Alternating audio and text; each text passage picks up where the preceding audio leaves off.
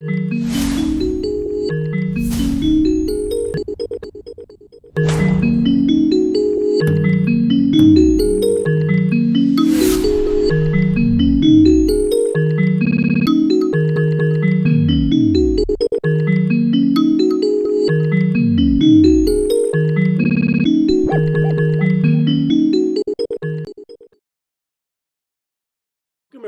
My name is Ned Sherman. I'm one of the founders of Digital MediaWire, the producer of Let's Do Lunch, and I'm also an executive at Skybound Entertainment and a partner in Goal Venture Partners.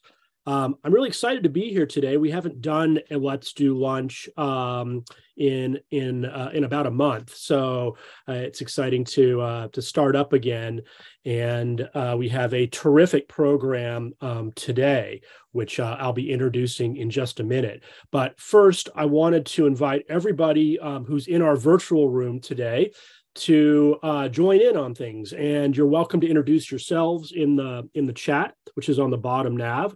When you go to the chat and you click on it, please make sure to select from the drop down everyone as opposed to hosts and panelists. If you just have host and panelists selected, then your comments only go to the ones who are on the screen as opposed to everybody in the room.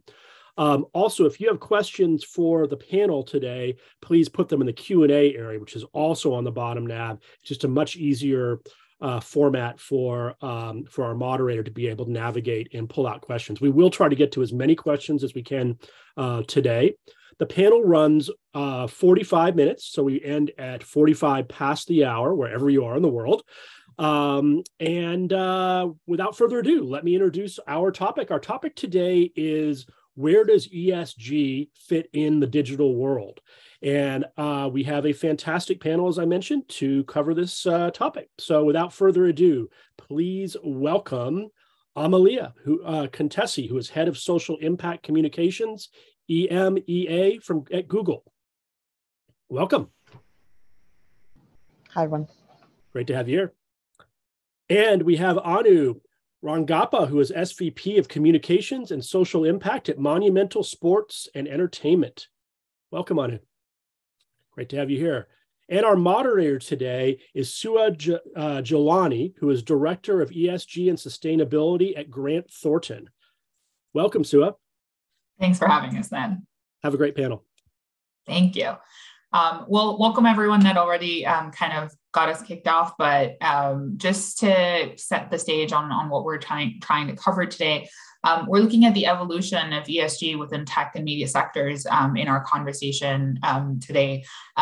As you may have noticed, ESG has evolved over time. It's been known with different names such as impacts, CSR, but it remains a very broad and amorphous term that means different things to different people.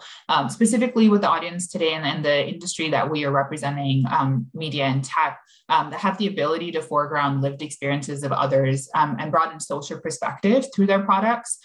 It's becoming increasingly important to look at ESG factors as they make decision useful conversations, as well as optimize programmatic outcomes. I think particularly with the role that Gen Z is playing today in using digital platforms, not simply just to connect, but to advocate for things that are close to their heart and drive value-based agendas. It'll be interesting to hear how businesses can inculcate this kind of ethos within their resilience and their business plan, and how moving forward that can benefit both commercial success, but also impact that this industry has overall.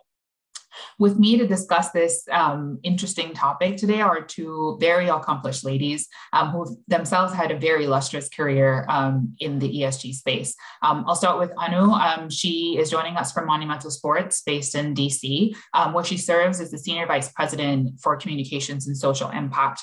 Anu in this role with this team is focused on working across the departments of MSE to utilize broad-reaching platforms of professional sports teams and players to highlight different nonprofits and community impact campaigns that they have each month. She's had 15 years of specialized experience in profile development issue campaigns and call to action campaigns. She's served as a senior advisor for general election strategies at the DNC. And before MSE, she was working as the communications director for DC's mayor. So very excited to have her on and kind of get her perspective across these various experiences on how she's seen impact in ESG evolve. And then with us all the way from London, we have Amalia, who is the head of social impact communications from EMEA for Google. And we're extremely appreciative of her for the kind of time difference and still joining us. So excited to get her perspective.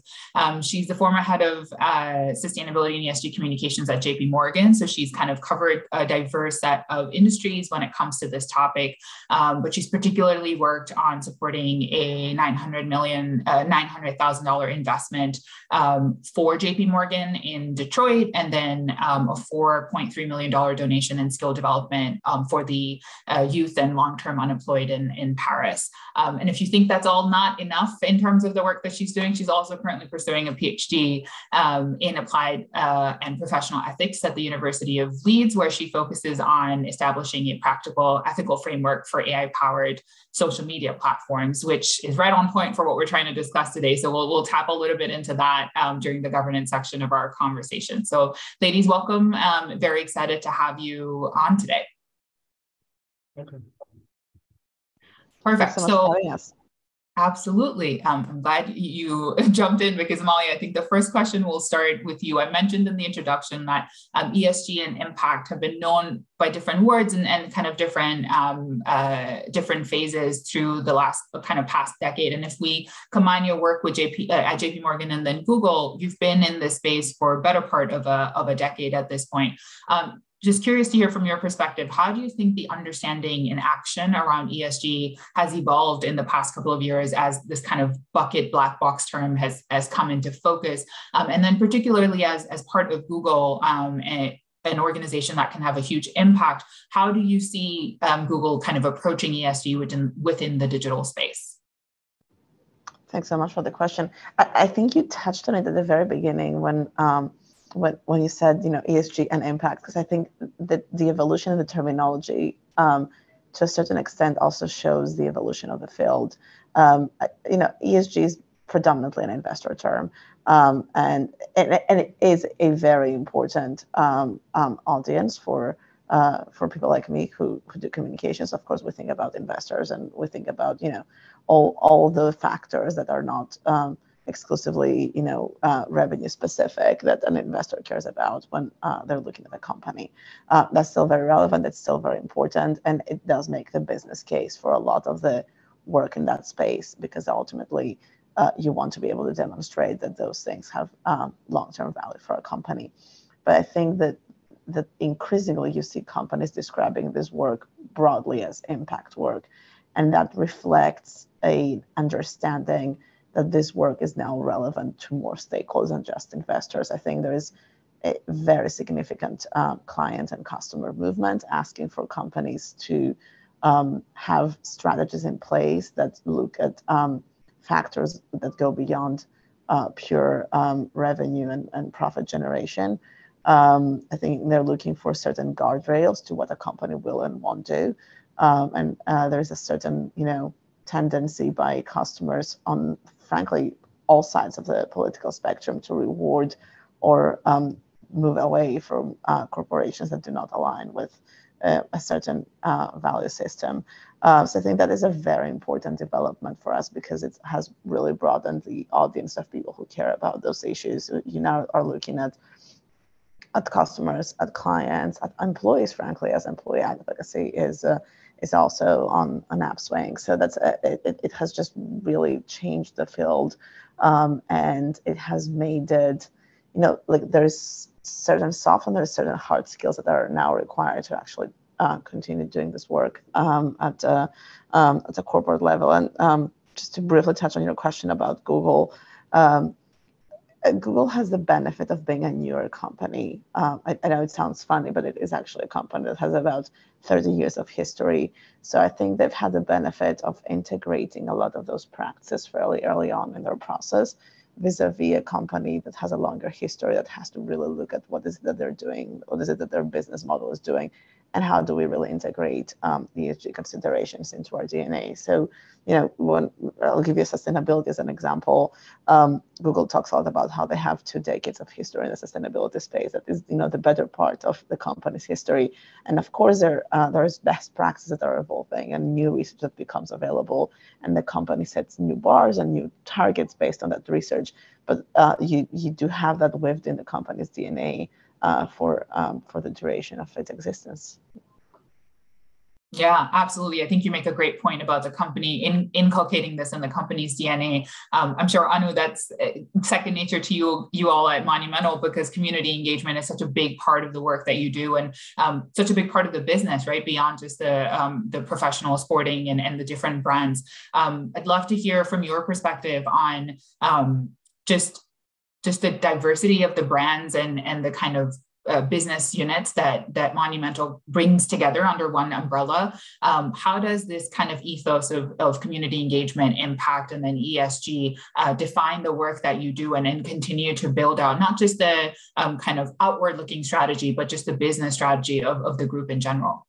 Yeah, it's a really good point. And what Amalia was saying in terms of being incorporated into your DNA. I mean, we were founded, and our chief executive officer is Ted Leonsis, who was president of AOL. And so, really this idea of technology and interspersed within sports intensive focus on community, because he understands, and he sort of set the goalpost for us to, leave it better than we found it. So this concept of creating a community environment, it is about a business, it is about winning championships, but really it's about this larger community. And we do have the advantage of being in the Washington, D.C. market. So for those who aren't aware of Monumental Sports and all of our different sports teams, so we have verticals and franchises in the NBA, the NHL, the WNBA, and then some esports teams as well as owning our arena that's in downtown Washington. And so there are a lot of different assets that we can actually use to actually bring together the community in different ways, because each of those sports really touches on different parts of the community.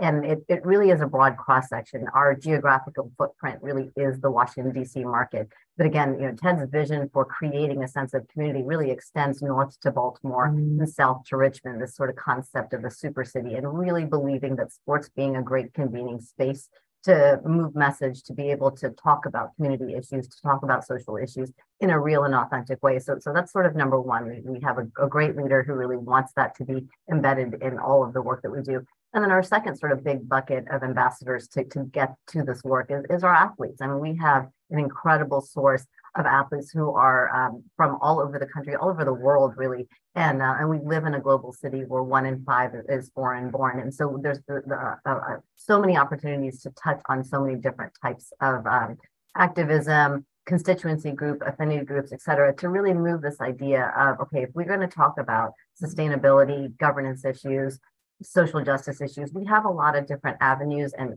communications means to do that, because we can touch people through different messaging opportunities, given whatever they're sort of interested in, but recognizing that sports is a great convening opportunity for us to move that forward. So that's really, for us, being able to talk about these issues is incredibly important for all the different avenues that we have in terms of our athletes as well as our spaces.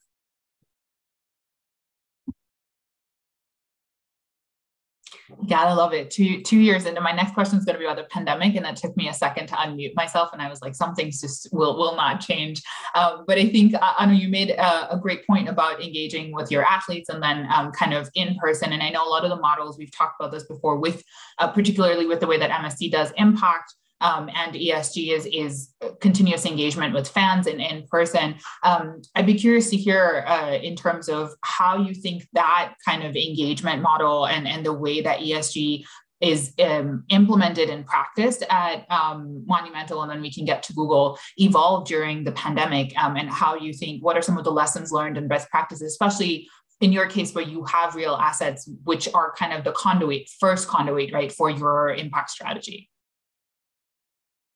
As you were saying, that the idea that we are a live events, am I still unmuted? Okay, we're a live events business, and so this concept, and we're actually coming up on 3 years. I can't believe it. I was looking at the calendar. Next Saturday is really, sports was the big trigger for people recognizing that we were actually in a pandemic, because once that stopped, people actually started to take it seriously. And so, pivoting very quickly into having no live events, no live people. But, sports actually ended up becoming an amazingly durable good throughout this whole process. Like, as you've probably seen in the news, sports teams, evaluations are going through the roof, that there is this idea that sports is going to be an enduring commodity moving forward. And so there was, real question about how we would do this moving forward. But being able to pivot into virtual experiences, and again, having Ted Leonsis as our leader, really, he's always digital first. He's always really trying to look at how do we convene people in different spaces. Yeah, we have 20,000 people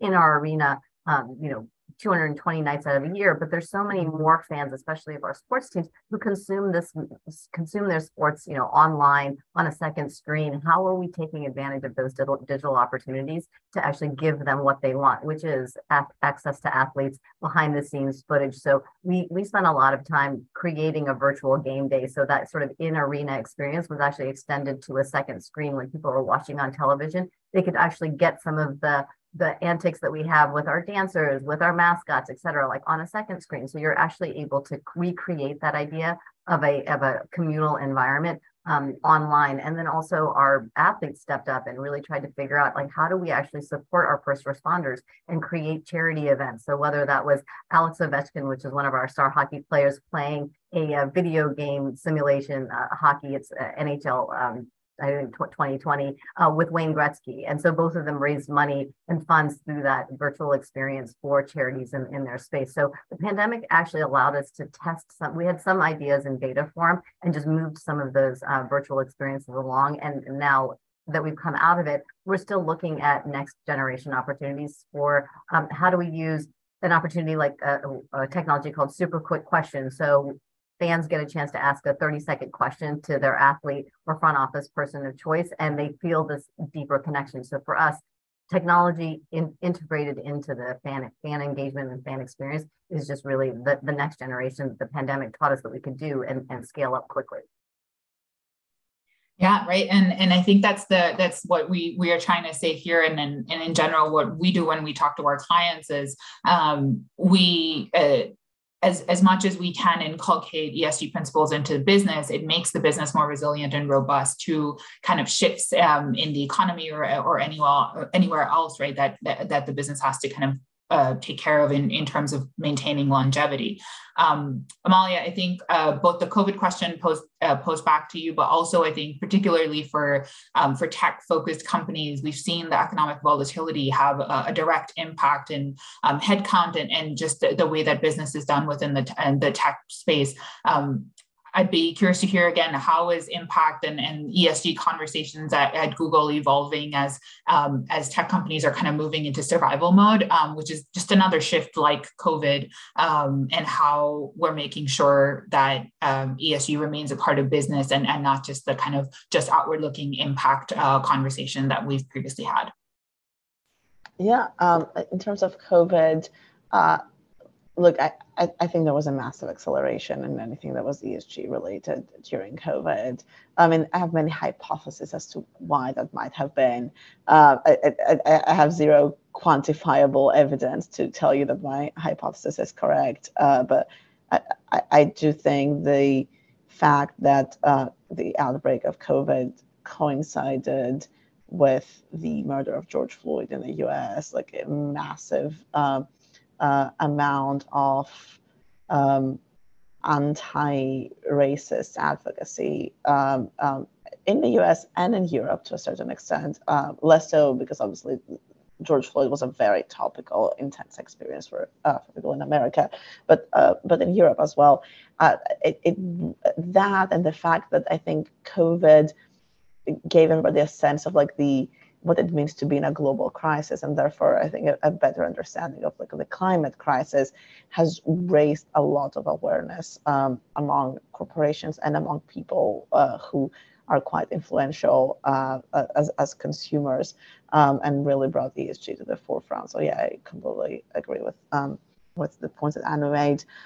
In terms of the current economic downturn, if you will, I have seen and have been impressed by a consistent commitment to ESG issues despite that. I think there is constant change in business and different sectors go through cycles. This is likely the first, major cycle following the really massive tech boom of the past, 1 to 2 decades, and it is to be expected as an industry matures. But it is impressive to me that while the industry is maturing, there continues to be a massive focus on societal impact issues. My sense is that climate change is probably the #1 issue for a lot of the tech companies. And it has to do with the fact that the tech sector is, on the one hand, dealing with grappling how, their own energy consumption and the kind of, energy consumption they facilitate for other people affects climate change, but at the same time, knowing that the tech sector is the #1 sector that can accelerate decarbonization. So I think that the sector really sees massive opportunity there.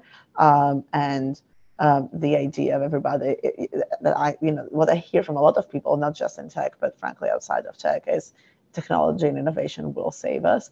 And they mean it from like an actual, transition into a low carbon economy standpoint. So I think there's a lot of both economic opportunity for people and also a recognition that if you're an early mover in that space, both reputationally, but most importantly in substance, you have the ability to really determine the direction in which the world moves.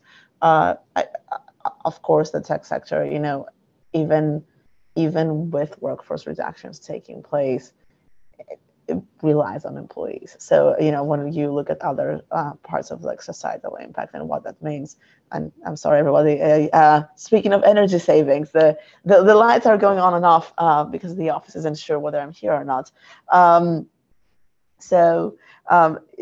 There's still a continued focus on AI, on DEI, diversity, equity, and inclusion, and the company's impacts on communities, because I think there's an acknowledgement that employee-first companies will always need talent and like highly educated talent that tends to be really invested in this type of issues.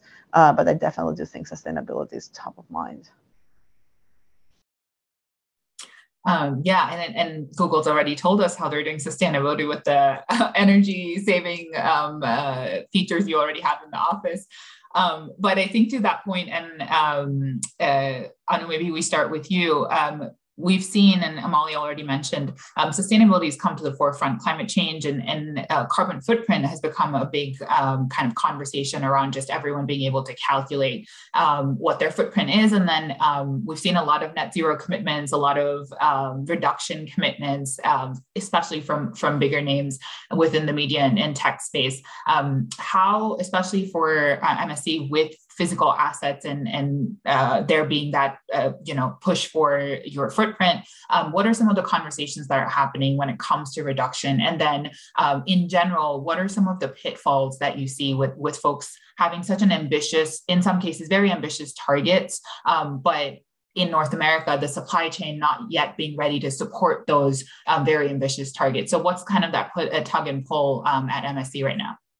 I think, and thanks for that, because I think we are kind of doing as best as we can with what we have. So our building is 25 years old, and so it was built with 30-year-old technology, et cetera. So there are plans, and hopefully we'll be able to revamp the space here. Being in downtown DC, how can we actually just create a space that through a renovation actually allows for similar of those efficiencies? But in the meantime, that doesn't mean that you have to sit on your hands. I mean, there are so many efforts for reducing water. So like Amalia, my lights are probably going to go off too, because we have the same, they're not sure if I'm sitting here. So efficiency in lights, efficiency in the public restrooms. So if it's solid waste versus liquid waste, we can reduce our water count. Air filtration systems, biodegradable opportunities for the disposable utensils and plates, reusing of food. So at the end of the night, if we know that we're not using food, can we give that to an underserved community? Biodegradable cleaning supplies, because clearly we have a massive building. So there are a lot of spaces where we want to move forward, and we have taken the lead on creating more sustainable opportunities. But as you say, in terms of the pitfall, you have the environment under which you're operating, and so hopefully you can make the investments, and that does come from our private investments, but it's also a public good. I mean, the opportunity to create a sense of community for 20,000 people multiple nights out of the year. I mean, the community good that we invest in that comes back to us. I mean, we sit on top of a metro that has 6 lines. We're within a block of basically 8 lines. And so we have an opportunity to reduce the carbon footprint of vehicles that need to come here, because people can take mass transit, or they can walk because we're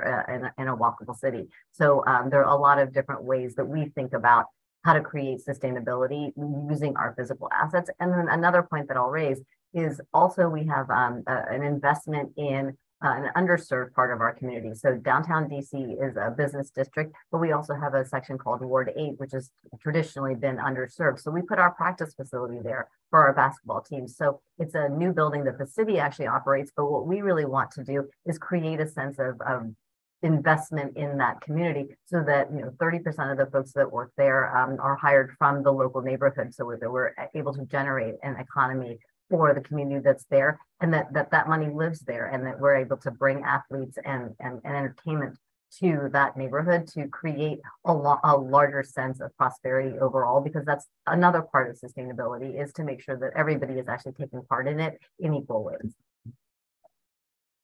Yeah, certainly. I think the kind of marry the community engagement aspect with the sustainability aspect is going to be key for Monumental's kind of existing business model. Amalia, I know you mentioned innovation and technology, and that being hopefully the saving grace that kind of helps with the climate change crisis. I know Google has some very, very ambitious environmental targets, and it's kind of pushing that. And it's not just Google, Microsoft, and some of these other big names are also pushing that expectation down their supply chain when it comes to scopes 1, 2, and 3, and just kind of calculating their emissions. What are some of the challenges that you think these big companies are facing when it comes to achieving these ambitious targets that they've set from the environmental space? And what is advice that you would give to the smaller companies that are getting caught in the kind of supply chain of these bigger organizations, and making sure that they are coming along and helping you achieve the target that you've set? Well, first and foremost, I do think it's almost the responsibility of big companies to be making best practices and tools available for smaller companies, because it's an incredibly difficult task. One of the challenges is that the challenges are not the same. They really depend on the industry. But at a high level, I think, look, Scope 1 and Scope 2 emissions are something that the world has the tools, or is building the tools, but like in a very visible, concrete way to address. So I have a lot of confidence in the tech sector especially, but in general, I have a lot of confidence in our ability to transition when it comes to Scope 1 and 2. Scope 3 is a significant challenge, I think, across industries. The main reason being measurement. What goes and what doesn't go into Scope 3, and getting that information, assuming you've determined exactly what will go and not go into Scope 3, and getting that information, accessing it, you usually have to go through suppliers, to your point, through clients. I mean, for some companies, it's through users, and that seems, almost too big of a challenge. I think technological innovation will play a really, really big part of that, in that, especially if you can get to a point where you can track things automatically and fully understand what your Scope 3 looks like. As part of that, we're definitely not there yet. But I also think it's important that we acknowledge the business sector can't do this by itself. There is behavioral change that is required, that the world is going through. Even there's a role for corporations. I mean, I'll give you a very simple example using Google, but it's because it's a very understandable example. Google launched eco routing in Europe a few months ago. So now when you're looking at how do I go from point A to point B, there's an option to do it in the most fuel efficient way. Like it's a very simple tool, but it does help the user, to your point, like my Scope 3. minimize their emissions. So I think looking at this kind of solutions is really critical. And I think beyond needing policy change, there's also a massive need for consistent policies. There is a large amount of effort that is currently being put into simply tracking and understanding regulation and abiding by regulation.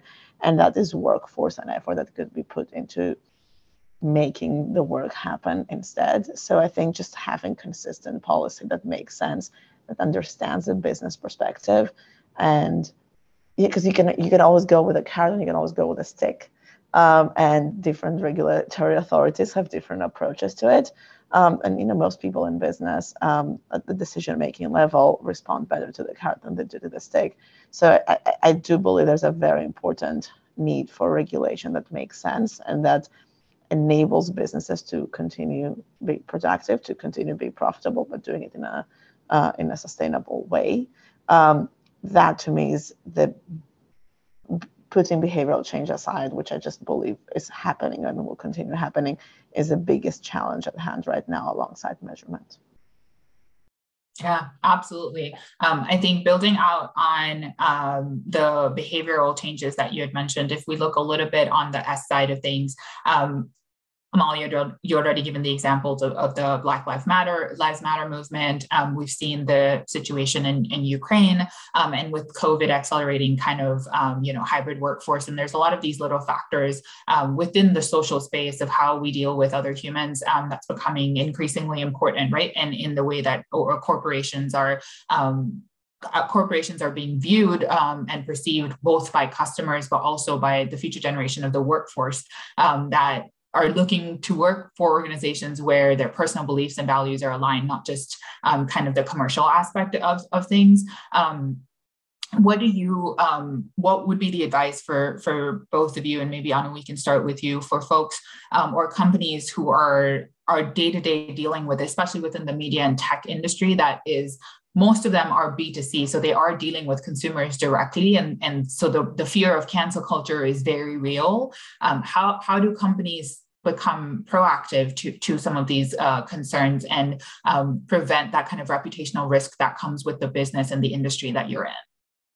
Yeah, and Amalia, I hear you. I'm in Washington, D.C., so clearly, and my background is in politics, so I understand in terms of regulatory consistency is a huge hit for businesses and really important. But I think that there's a couple of different things. And again, I think we're a little bit excited to be led by our athletes who have incredible passion for social justice issues. As Amalia was mentioning, in Black Lives Matter, it was a point for our athletes to stand up and say, you know what, we really want to get engaged in voting. And so we as a company sort of stepped in and said, great, we're going to make sure, and we have it underway now, a partnership with a nonprofit that does voter registration at every single one of our events at Capital One Arena. So whether you're coming for a concert or one of our games, and it's sort of interspliced into our in-game entertainment, that we have voter registration opportunities at each of our events because the athletes stepped up and wanted to do something tangible. And so having spokespeople and being authentic is hugely important. But in terms of advice for how to attack this, and I'm not saying that this is a checklist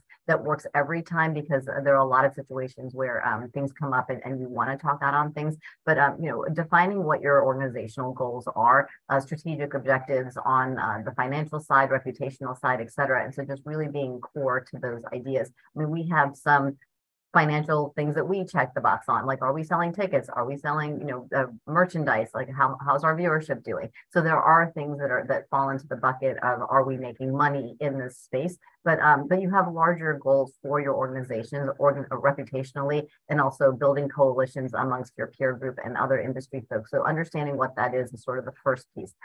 Is speaking out on this issue going to align with what those strategic objectives overall? The second is can you put something behind it? Like, can you put your money where your mouth is? So if you're going to speak out on something, are you giving money to something? Are you donating time? Is there some resource that's going along with this idea of how you want to speak out on this? And are you an authentic messenger on this space? So again, we have the benefit of having incredibly passionate, smart, articulate athletes who can go out and actually be the spokesperson, and we can certainly follow behind them or allow them to speak out if we as a company feel like they have the platform to do it and they're a more authentic spokesperson. Allow them the space and agency to say those things.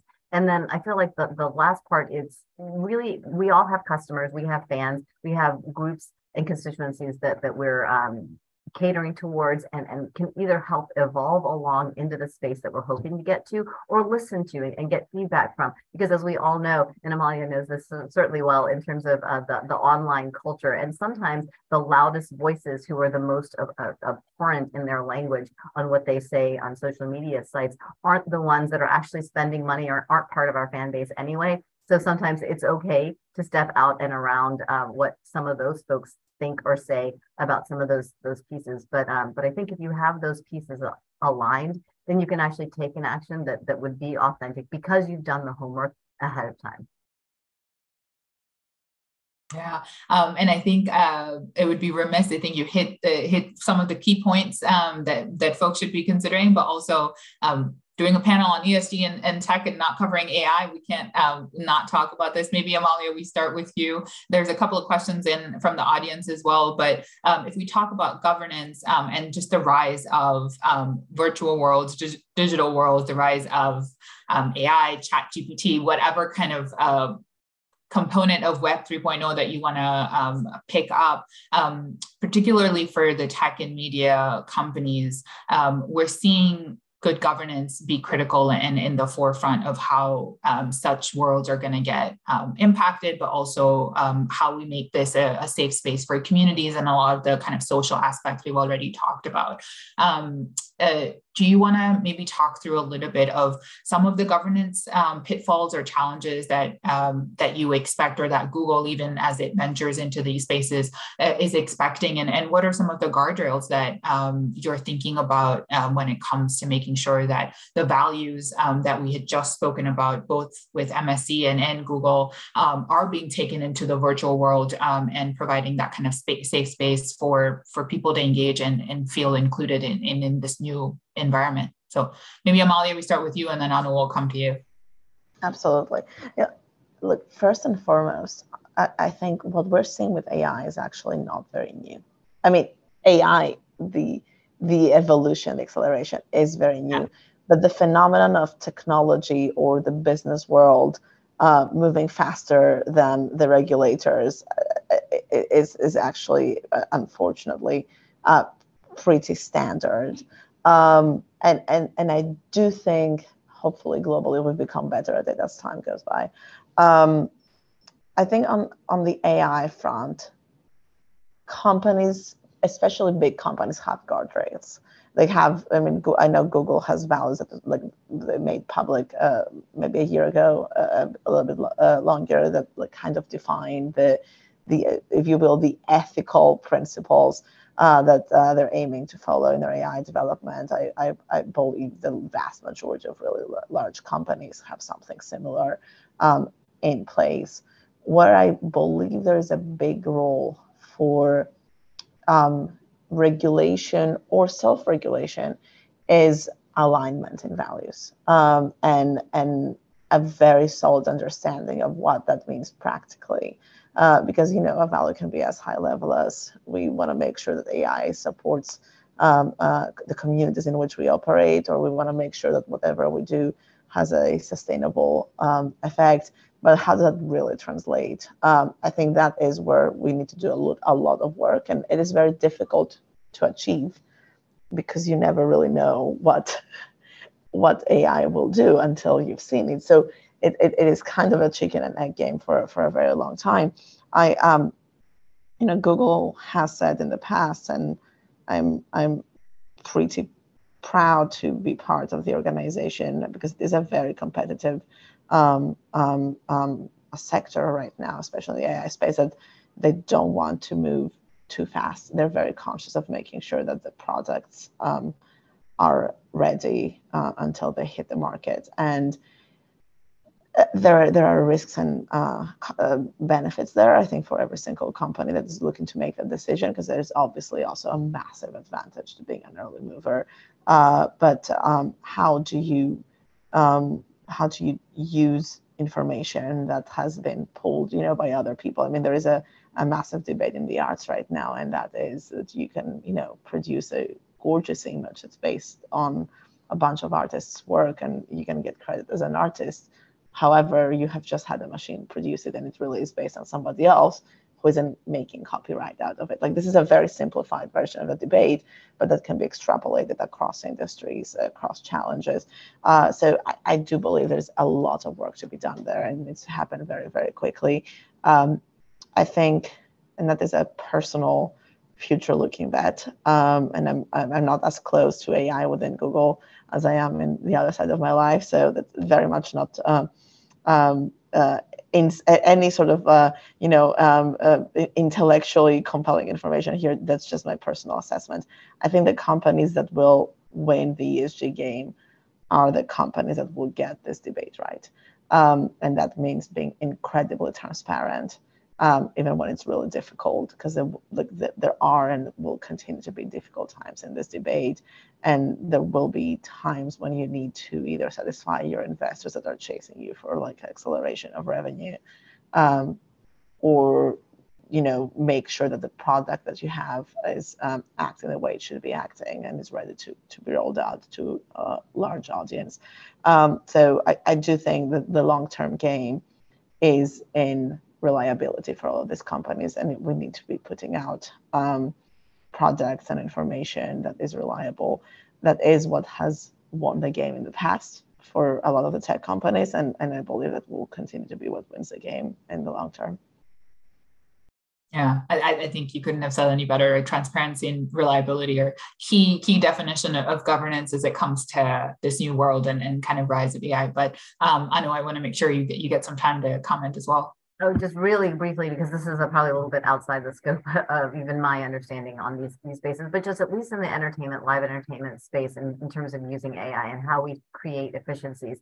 For us, it's about fan engagement, it's about the fan experience. So what we don't want is people standing in line for long periods of time. So the grab and go concepts of being able to, flash your credit card, grab your drink, and then get back to your seat, because we want them to get back into the live entertainment experience, or to be able to walk through, not have to go through a full metal detector, but actually have technologies where you can just walk through and the AI is able to pick up on whether or not you're carrying something that's contraband, is incredibly efficient and helpful, but only in that it's actually equitable, right? So in that darker tone people, folks that have disabilities, like other folks who actually might not be able to take advantage of it as an able-bodied person, as a dynamic that's incredibly important to make sure that we're being inclusive and that we're being smart about it, so that all folks feel like we're using this technology in the way that's intended, but not discounting the ways that it's not being intended. So again, the live event experience in the use of AI allows for efficiencies, because we can make sure that vendors are open when they're where they should be, because we know naturally where people want to go, and they're sort of sharing that information with us,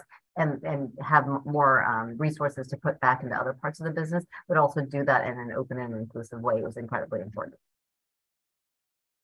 Absolutely. I know there's quite a few questions in the chat. We're trying to address as many as possible, but I mean, this is a never-ending debate, so we will continue to kind of chat through. I know in the last couple of minutes that we have left, I want to ask for media, entertainment, and technology companies that are just starting up their ESG journey, or just starting to look into this space in terms of building that and integrating it into their business.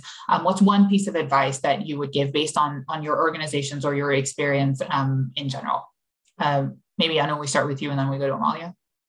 So we actually, in terms of the properties that we own, we actually also just purchased our regional sports network. So it's the mechanism through which you can actually watch most of our teams play outside of national games. And so that's a helpful opportunity for us to be able to have a mechanism to actually get out what we're doing. So when you're coming in from commercial break, or when you've got in between periods, extra time during the game, we know it's the highest level of viewership, that we're actually able to communicate all of the different things that we're doing. So having a centralized media location for people to get out information is hugely important. And as I say, we have great platforms with our teams and the athletes on their social media channels to be able to expand on the things that we're doing and to showcase all the different types of work that we're doing. So we're very lucky to have all of these different avenues to create under the brand, because I think that, as I say, so many different fans, so many different pockets of interest, whether they have affinity groups to different things will speak to them. But we're hoping that through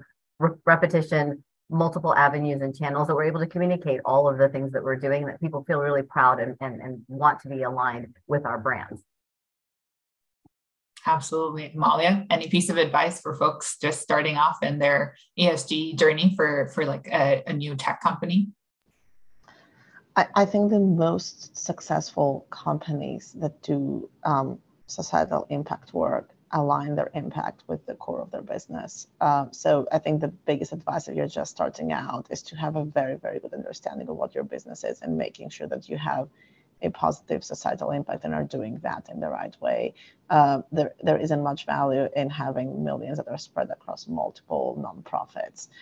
It's great, and it's very important to support those nonprofits, but what really makes a difference is if a company is doing good business in a good way. So I would say whatever your business model is, making sure that your supply chain is sustainable, that you're like minimizing any sort of externalities as much as possible, and that the product that you're providing is accessible, is right, it meets the consumers where they are at all socioeconomic levels. That really is the most important. It is really the beginning. And if you start on the right foot, it is a lot easier to scale in a way that is sustainable and societally conscious as well. I was going to say we didn't feed that last answer, but that's exactly what Grant Thornton and our team does with all of our clients. So it's been a pleasure, ladies, getting your thoughts on this very critical issue. I know this is not we were able to just scratch the surface. There's so much more that we can discuss, but we really appreciate the diverse perspectives that you brought in, and excited to see where your organizations are going with this topic. I think we'll have Ned come back on.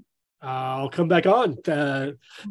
Thank you, Suha, Anu, and Amalia for a very informative and engaging conversation. This could have gone a lot longer, and hopefully we'll be able to have you guys back at some point to continue, maybe a part 2. And thank you to the audience for the questions. I know that there's still some questions to be answered, and we'll pass those along to Suha and her team so that they could look at how to respond. Thanks again. Have a great day, everybody. Yep. Thanks so much. Bye-bye.